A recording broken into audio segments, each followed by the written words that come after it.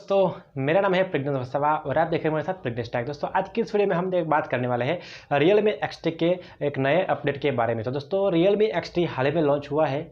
इसका जो कैमरा एक जो इम्प्रूवमेंट है तो उसके अंदर थोड़ा बहुत आपको लैग दिख रहा होगा, लेकिन कंपनी वालों ने अभी एक नया अपडेट लॉन्च किया है आज ही। तो उसके अंदर आपको जो सिक्योरिटी पैच मिलता है अगस्त का वो भी मिल जाएगा, और इसके अंदर आपको जो कैमरा के कुछ सेंसर अगर काम नहीं कर रहे, कुछ जो फीचर्स है वो अगर काम नहीं कर रहे तो इस अपडेट के बाद वो काम करना शुरू कर देंगे।